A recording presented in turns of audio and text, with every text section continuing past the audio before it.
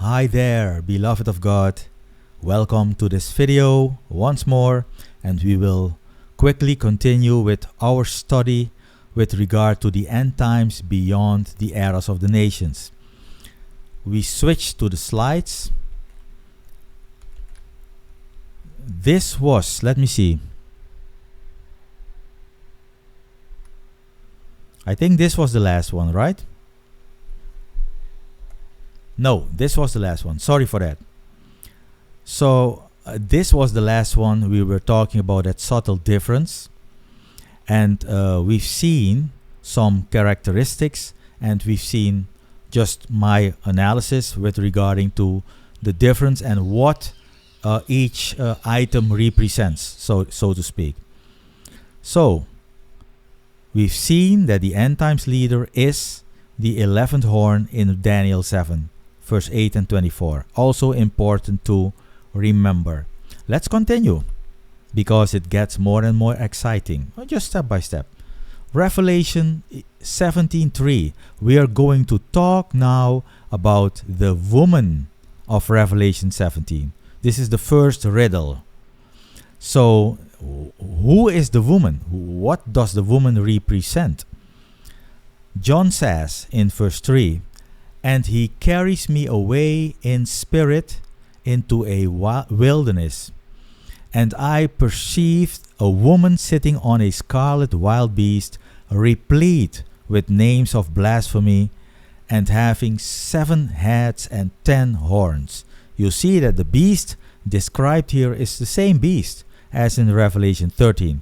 However, we will see that the emphasis in Revelation 17 will be more on the political side, and in Revelation 13 more on the religious side. But it's the same beast, the same system in that sense. Okay, let's continue. So I just mentioned it. It's the same beast, right? So verse 4 through 6 says this: "The woman was clothed with purple and scarlet." Says a lot. "Gilded with gold and precious stones and pearls, having a golden cup in her hand, brimming with abominations and the uncleannesses of the prostitution of her and the earth." What it says, especially these two bullet points, that this woman is filthy rich, and she is bathing in wealth. Clothed with purple and scarlet, these are the colors of royalty, but also of sin. Gilded with gold and precious stones and pearls. That says enough. Okay. We continue. "On her forehead is written a name, Secret Babylon the Great." I repeat, not just Babylon the Great, secret. This is not for nothing, this word. Secret Babylon the Great, the mother of the prostitutes and the abominations of the earth. John perceives the woman drunk with the blood of the saints and drunk with the blood of the witnesses of Jesus. He marvels at perceiving her, and the marvel is great. Again, now the final time, my question: what could that woman represent? His marvel is great, right? So what could the woman represent? Again, you can pause the video, think among yourselves, try to answer it first before you find out my view on that. Okay, we continue. "The messenger says to John, 'These waters which you perceived, where the prostitute is sitting, are peoples and throngs and nations and languages.'" Like mentioned already, the sea is always the world of the Gentile peoples. "And the 10 horns which you perceived, and the wild beast, these will be hating the prostitute, and they will be making her desolate and naked, and they will be eating her flesh. Whoa, gruesome. So the 10 horns, remember, they are 10 kings. They represent 10 kings. Okay. And they, the 10 horns and the beast, will be burning her up with fire. For God, who else? God imparts to their hearts to form his opinion and to form one opinion and to give their kingdom to the wild beast until the words of the God shall be accomplished. We know that God is the director of everything. So, this one is crucial. And the woman whom you perceived is what? The great city, which has a kingdom over the kings of the earth. The great city. What great city is represented by the woman? So, again, ponder on it. I'm not going to share my view as yet, because now I'm going to the second riddle. And that is the riddle of the beast in Revelation 17. This was the riddle of the woman. It's not solved yet. And the next one will be the riddle of the beast in Revelation 17. Let's continue. We read from verse 9 through 11 first. Here is the mind which has wisdom. The 7 heads are 7 mountains where the woman is sitting on them, and they are 7 kings. Watch this now. 5 fall, so 5 of the empires, because a mountain is also an empire. A king is also an empire in scripture. 5 fall. 1 is, meaning is still reigning while John is writing the book of Revelation. And the other, the 7th, came not as yet. And whenever he may be coming, he must remain briefly. It continues. Let's see, yeah. And the wild beast, which was and is not, it is also the 8th, and is from among the 7, and is going away into destruction, obviously. So why does it say the wild beast which was and is not?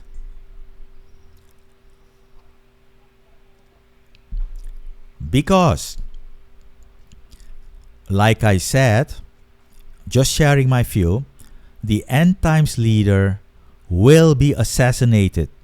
So there will be a moment that he is not. He was and he is not. But then all of a sudden, he is the 8th, meaning his body will be animated by that spirit out of the sea, the wild beast. Okay, and by the way, the spirit was also the inhabitor of the body of a leader of one of those 7 empires from among the 7. Okay,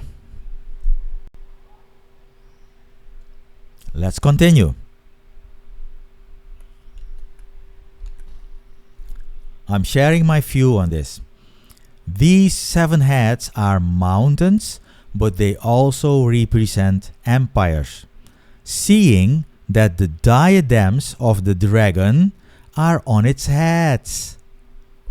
That means empires throughout the 3rd eon, the current eon. So, like I said, these empires were throughout the third eon inspired by the dragon, by Satan. So these empires had and will have dominance and sway over the people of Israel. Again, that is the red line. However, please remember that there is an eighth empire that is from among the seven empires. Revelation 17 verse 8. This is the moment that we now will circle back to the vision of Noah about the 8 metal empires. And it's remarkable that these 8 empires in Noah's vision will turn out to be the very same empires.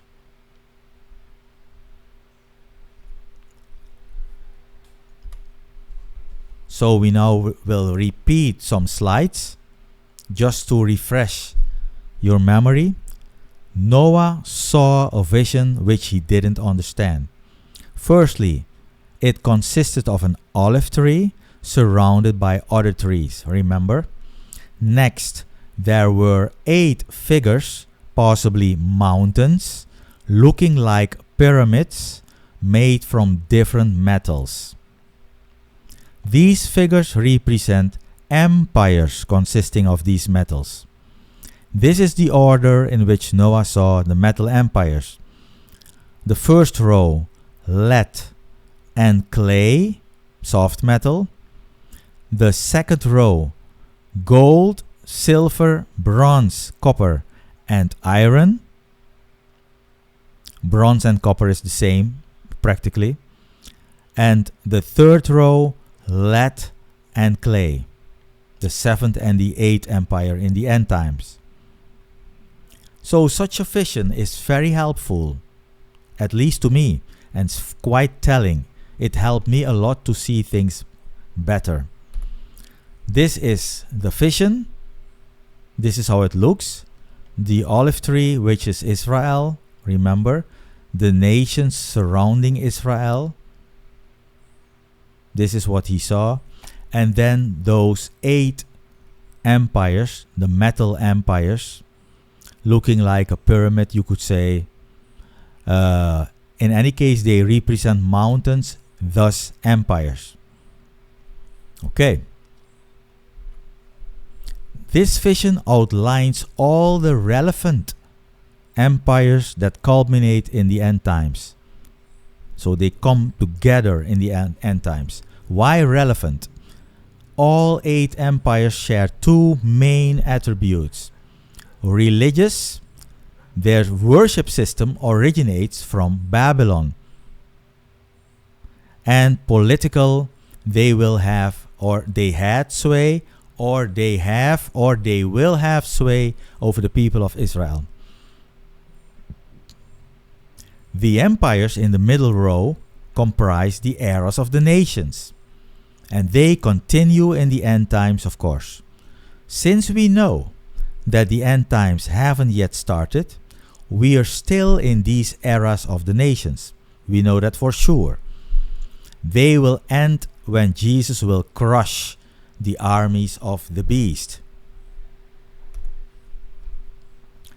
So now let's start to fill in part of this riddle, part of this puzzle.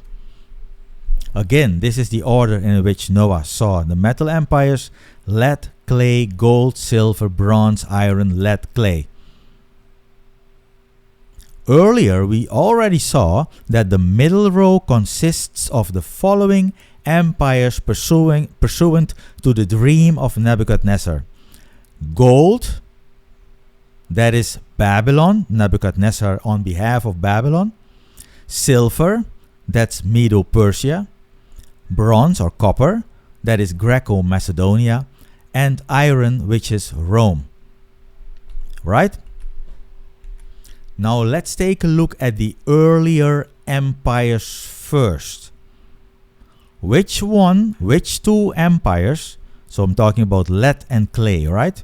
Which two are these? lead and clay. That is before Babylon. Which empires subjugated Israel before Babylon? It's not hard, it's not difficult. It's Egypt, which was the first one, the one from lead, the metal lead. It subjugated the people of Israel. Remember Moses and the Exodus? Exactly, that was from Egypt, and they were the first to subjugate the people of Israel. So that's the first empire. The second empire is Assyria, and that is the clay empire, especially aluminum. Why? Because Assyria took the 10 tribes, the northern tribes of Israel, into exile 200 years before Babylon, before Nebuchadnezzar did the southern tribes, with the southern tribes. So, since we now know these two empires, the first and the second, we know the third, fourth, fifth, and sixth now. The question becomes, what could be the two empires in the future end times? As you already know, everything must fit the bigger picture. Of course, right? So just to recall, before we go to solving the riddle, both sides of the riddle, the prostitute, the woman, and the beast. Just to recall, the seventh empire must stay for a short time, and the eighth empire will be from among the 7 previous empires. So now for the unveiling of the woman. What great city is represented by the woman? Drum roll. Drum roll. Jerusalem. Yes, Jerusalem. The next empire with a worldwide scope will be established in Jerusalem. Rich Jews will establish this empire because they will try to have world dominion in their own power, using lots of wealth. Remember, it is written in Revelation 17 verse 18, "And the woman whom you perceived is the great city which has a kingdom over the kings of the earth." Also, think of the way that scripture calls Israel or Jerusalem a woman, either a faithful woman or a prostitute, an unfaithful woman. Oh yes. Please consider in what capacity Jerusalem is called the great city as well. Let's take a look. Revelation 16:19. "And the great city came to be divided into 3 parts, and the cities of the nations fall." So while all the cities of the nations fall, Jerusalem will be divided into 3 parts. There will be an empire with a worldwide scope to be established in Jerusalem. This is the empire of the metal lead, just like Egypt. Isn't that interesting, that parallel?